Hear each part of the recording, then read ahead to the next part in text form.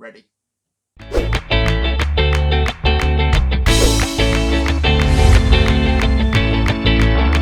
Alright Weebs, and welcome to Behind the Weebs, a look behind the scenes at SunnyCon Anime Expo, an anime convention in the United Kingdom. I'm Tucky, ambassador for the event, and you'll find me on Twitter at Tucky the Weeb. And welcome to today's subject. It's been a while since I've done one, even though it's like 2 weeks. 2 weeks is a long time in YouTube times. And today we're going to talk about COVID-19. So, as you know, COVID-19, or the coronavirus, it is now, literally a few hours ago now, has been classified as a global pandemic. And this leads to a lot of problems for those who like to run events that have large gatherings of random strangers from across the world. We do fall under that banner. However, there's a lot of things that goes on when we look into running an event, and this is the first time we've actually, in like nearly a decade of running, that we actually have this unique opportunity to look and delve into something that's really new territory for us. I'm going to start off by saying, please, yes, it says pandemic. Yes, the media's all over it. Everyone's bulk buying bog roll and paracetamol and losing their minds over it. But please, to God, my word, stop what you're doing, calm down, stop the panic. It's not as bad as the media make it out to be. And this is something that's we've seen over the past 2 to 3 weeks, where the media will grab onto something, and because it gets the clicks, they will keep milking it to death. I think it's like what you can and can't do if you think you've got coronavirus. Are you safe from drinking bottles of Corona? Surprisingly, every article that they can milk out of this so they get the clicks and the advertising revenue, they will do. So detach yourself away from any kind of mainstream news or anything, and use a little bit of common sense when it comes to this. And that's where I'm coming in now, and I'm saying SunnyCon 2020 is still going ahead. The 26th of June is quite a way away yet, and I'll give you the reasons why we're still going ahead. As you know, there's been a lot of events recently that, as far as to the beginning of June, have either postponed or cancelled. And they're large-scale events, very large-scale events, the types of E3, Coachella. They'll probably extend to things like football matches, etc. You see the news, like countries have closed down, people are on proper lockdown, and it's all frightening. It's all kind of like really emotive language used, because that's what gets the clicks. Emotion gets you something viral these days. And I want to take a step back, and I don't want to make a coronavirus thing like a kind of a motive thing so I get clicks or subscribers on YouTube. This is from a event organizer's point of view, from what we have to deal with, and the potential outcome of it can be either really like business as usual, or on the other extreme end of it could be the end of our organization as we know it. And it's a frightening thing to go from that extreme to, our best case outcomes, just normality. But like I say, we've seen lots of events, lots of large scale events postpone or cancel. SunnyCon has no plans for that. We are monitoring the WHO's guidelines at the moment. We are monitoring the government's guidelines at the moment. And so far, the message in the United Kingdom, where we are based, this is, like I say, this is United Kingdom. This isn't any other country around the world. We know Italy's on lockdown, China's on lockdown. But for us here in the United Kingdom, there are spiking cases. There's going to be a lot. I think there was like about 400 at time of recording. That'll potentially rise, but by my own estimates, I'm no expert on any of this, but by my estimates, about 600 to 700 before the week's out. And that's because it's a new virus. It's something new here, and you've got to start somewhere before it peaks and then goes back down. From an organisational point of view, it is quite tricky. However, we have a lot of things riding in our favour. One being that SunnyCon is still over 100 days away, and these pandemic things, the government usually enacts, and this is like a wide-scale operation. This is a nationwide operation. Like the powers of be have turned around and they've leaked down information and procedures down to local government, so each local government can take their time and work with it. Now, what we understand at the moment in the northeast, there are only about 6, maybe 7 cases of coronavirus. So, like I say, it's really at the beginning, and estimates and forecasts as accurate as they can be. You know, they're just guesses, but educated guesses.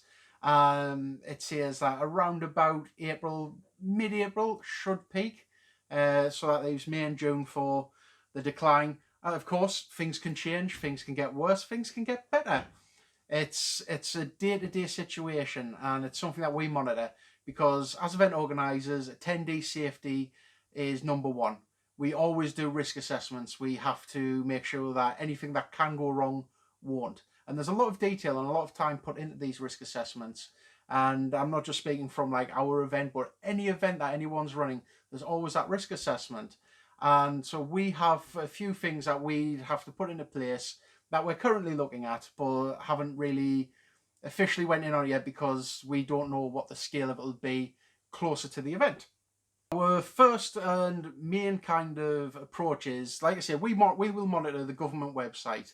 Our own well, not our own, not ours as in us the company, but me, Tucky, an individual, some random dude on the internet. My opinion is that the government could snuff this out right at the beginning before it takes up too much of a very limited resource within NHS. And what we should do is we close the country down for 2 weeks. Everybody has that respite period. Anybody who does have it, they're contained within their own home space. There's, like I say, there's no stress or strain on the NHS, and the risk is very minimal. Think of it kind of like a Christmas time, where you get that time like a week before Christmas, and then you get through to Christmas, and then after Christmas into the new year, and then life gets back to normal. We could have that as just like a one-off emergency kind of like holiday, let's say, where everybody, I mean, they could do it now. Ideally, they should have done it a little earlier, but they're still going with this whole, well, let's just get over and seeing like our Prime Minister sit there and say, oh, well, everybody should just take it once. And and it's kind of it's really disturbing to think, well, it only affects old and frail people. I'm safe, I'm rich, yeah. But you can't have that attitude. If the government was to close schools down, limit business to the minimum bare basics, and ask companies just to say like everybody just take 2 weeks off, like obviously the economy is going to suffer, but if it saves lives, what was the price of people's life in this? And it should curtail any kind of potential spread pretty sharpish.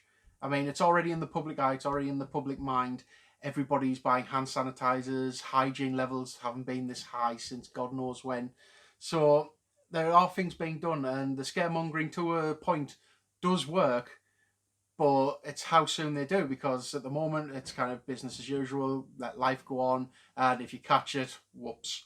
Whereas personally, I would close the whole country down for 2 weeks, and then we'd be able to isolate any incidents and keep it down below 100 at estimate, and any kind of spread is like curtailed off, stopped, and that means we don't have to get 3, 4, 5 weeks down the line where we'll be looking at thousands of cases, potentially thousands more cases on top of that, and then it kind of like snowballs out of control, and then it's too late to do anything, and you're shutting the country down when you should have done it weeks ago.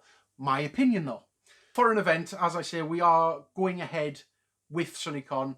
There will be a few tweaks here and there that we are looking at, and will probably be doing anyway. So the first thing would be capping attendance size.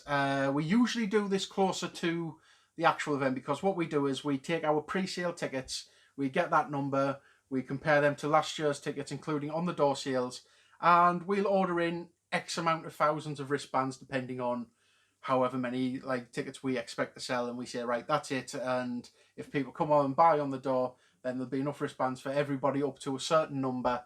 Usually we sell out every year, and we then like start over again. For this year, what we're thinking of doing, because the government's current advice is no gatherings of no more than 5,000 people, which is around about what we were expecting, but we would probably cap our attendance at say around about 3,000, 3,500. Like I say, it depends on what kind of developments are made within the next like month, maybe 2 months ahead.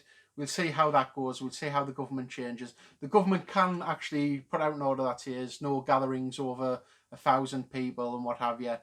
But I believe it's controllable. I believe it's manageable as well.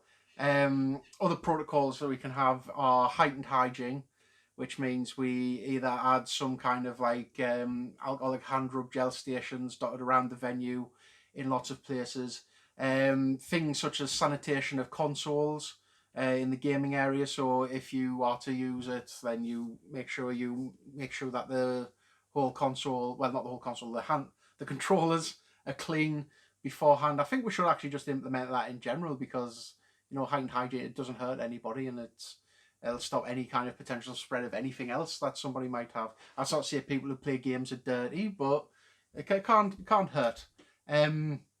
Other things such as interactions with traders and artists, a no touching products policy, and anything you do buy, all it is just point to it on the table. The trader will then take it up, put it in a bag, potentially have it where traders, because there's a thing that they do in food services. If you've ever worked in fast food, especially Subway, like myself, I was young and stupid once. I thought the title of sandwich artist was pretty cool.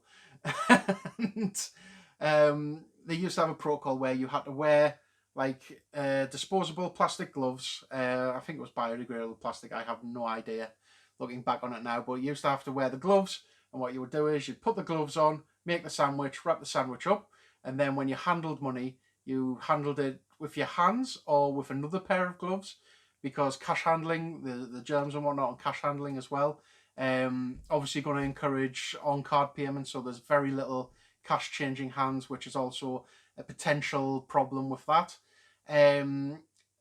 Like I say, with traders and artists, we're going to suggest, like, you pack the products for the customer, they just point at it, you pack it into a bag, make sure obviously traders and artists are up on their hygiene. They always are. So I don't think there's no point in really going out of the way to tell them that, because all traders and artists are pretty hygienic anyway. And like I say, with the heightened state that everybody's in at the moment, there's going to be a lot of focus around it. So that's another thing that we're thinking, or well, that we will be adding. Of course, this is just our early precautions that we are looking into. I know that a few other events might take these precautions as well. There's a lot of areas to look into. Like I said, we are doing a constant risk assessment around this, and we want the event to go ahead. We want to live our lives normally. Influenza or Ebola or anything like that. All of them haven't stopped events, and it's kind of weird to see that coronavirus will cause this much impact when it's statistically at the moment it's not as much as a threat as some things that might be seen as less threatening, but it's the amount of media attention in it and the amount of kind of public hysteria around it as well. And I'm not going to be sitting here saying, well, it's just old and frail people and our demographics, like 13 up to 24, so we're pretty much okay. It's not that case. It's that we have to consider a lot going into it, and there's a lot riding on it, because we've put a lot of money into this. A lot of people have pre-bought tickets, and we've sunk that money into deposits for the venue, advertising budgets, paying off like different loans and whatnot, bringing over guests. There's a lot of money already sunk into the event, and if we were to cancel or postpone, then that could actually finish us as an event. We don't have the luxury of having like 40,000, 50,000, 100 odd thousand people like the likes of E3 or Coachella or anything like that. So we don't have that kind of financial buffer, and if we were to go bust, there's no chance the government's going to bail us out. We're not a bank. So we have to go ahead with this. And like I say, we are making it so it's manageable. We are looking into everything, and you'll see as time goes on, there's going to be a lot of other events who will be pushing things, such as possibly just giving out like free tissues, like a pack of these, about 2p wholesale. Hand them out. Anybody who has sniffles or sneezes, get them out, dispose of them properly. It's a really weird thing, because at the moment in time we are just at the start of it, and it is fresh in everybody's minds. And you've got to remember that containing any kind of virus, no matter whether it be coronavirus or influenza, or if you go way back in the past, like swine flu, Spanish flu, any kind of thing that's a flu, insert animal name flu, donkey flu, whatever it is, you control it. You are the master of your own hygiene. You are the master of your own personal space. You know what you touch. You know where you go, who you touch, everything like that. You know what touches your body, and you have 100% control over it. And as long as nobody's forcefully coughing or sneezing on you, you're safe. in your own safe space, and you can control. Even if somebody does, you should have something there to wipe clean. Proper hygiene. That's all it is. The whole, you should go out and wash your hands. It's it's something that's been told for times, and it's kind of like a forgotten art all of a sudden, which is strange. But just be very hygienic. If you think you're ill, just do the self-isolate like the government says. Just stay in the house for 2 weeks. If you've got console, even better. Just take care of yourself and make sure that you are aware of your surroundings when you go out, when you interact, even in your own homes. Just make sure that you are aware of your own self and your personal hygiene, and you'll get to June and hopefully the news will have moved on to something else. Everything will have been under control, cases will decline, immunity and vaccines should be made available, hopefully, but they're saying 18 months, so I don't know. It's all about keeping up to date, keep on information. We at SunnyCon now, we have it up on our ticket registration page. There's a little coronavirus update thing just to tell you, to keep you abreast of the news. We will update that daily, or whenever there's a change that's made or needed, it will be put up on there. It's also up on our latest news page as well, and watch us for social media updates. If there's any change in the policy, you'll be the first to know. But at the moment, we're confident. Hopefully the government will act pretty sharpish and just get it over and done with. Just take the time off, get everybody back up to 100% health, and let's move on, rather than let's wait and let it spread to a certain point and then go, oh no, we should have done that. It's frustrating because there's a lot on the line. It's not just my event, it's every other event around summertime. We're sitting there having a sweat on, waiting, because all the government has to do is say, right, we're banning all meetings of group gatherings of X amount of people, and then we're going to be like, what do we do now? We've got this date booked. The venues, it's a football stadium, so football season's going to start soon, and people have booked hotels and trains and that, and it's a one big cluster. That's potential like heartbreak and headaches.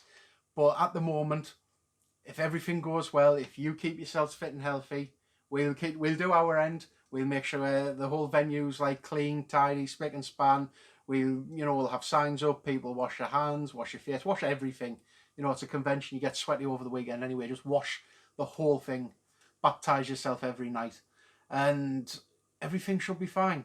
And like I say, don't give in to the media like, no, everyone's gonna die. Well, how many people have died at the moment? About 2%. Don't give in to that kind of fear, because that's what they do. That's their craft. That's what makes their money, scaring people. Just don't give in to that. Make sure that you yourself, you out there, I know most of you are hardcore weebs and don't interact anyway, so you're already like 2 steps ahead of the general public. But take care of yourself. Make sure that you can plan ahead. If you start feeling ill, take care of yourself, and make sure that you lead a really good life for the next like 2 to 3 months. And also keep updated. If you are coming to something, we'll keep you updated. We'll keep you informed, and this should all blow over. I know it's a weird thing to say. Oh, this event's cancelled, that's event cancelled. But from our point of view, this should all blow over. People aren't stupid.